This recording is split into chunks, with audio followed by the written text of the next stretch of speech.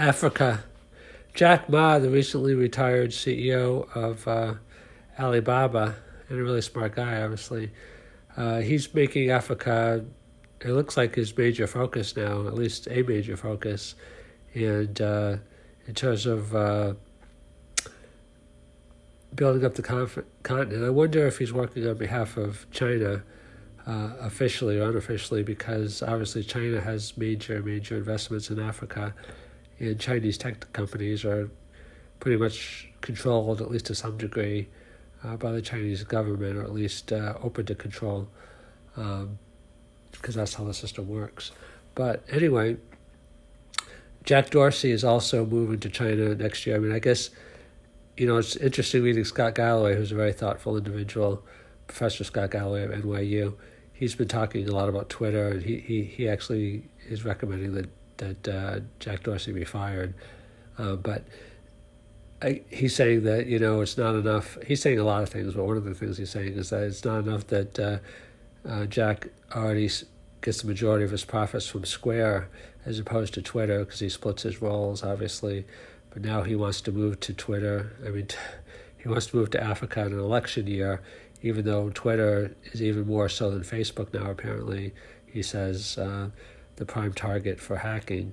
So he says it's like a dereliction of responsibility. He also talks about the Twitter board and a few other things. But getting back to Africa, so, those that are interested in growth, like investors, have to always chase markets that have the highest growth potential. And it used to be that was in Asia, so like China had really high growth. It still has high growth relative to the United States, but it's slowed down to what it's been before recently. Before that, Japan, also Hong Kong, Singapore. I'm not sure if it's considered the same region or not, or a different region, because my geography, I admit, is not nearly as strong as it should be, but also perhaps, countries like Malaysia, Indonesia, Vietnam, a few others come to mind. So I'm not saying all these countries are right next to each other, because, again, my geography is not that good. But anyway, shortcomings aside, so, and then after Asia, I'm not sure if it was before or after, but Latin America was very big. Argentina got built up a lot.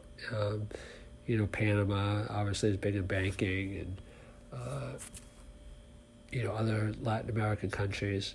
And but there's been a lot of devaluation and things of that nature, and inflation, economic problems, drugs in some countries as well. And then what was the other region that was built up a lot? I mean, obviously Europe with the European Union. There was one other region that I was thinking of, but that is escaping me right now. But anyway, so Africa is considered like the next IT, not IT computers. Well, maybe that too, but IT isn't the it thing.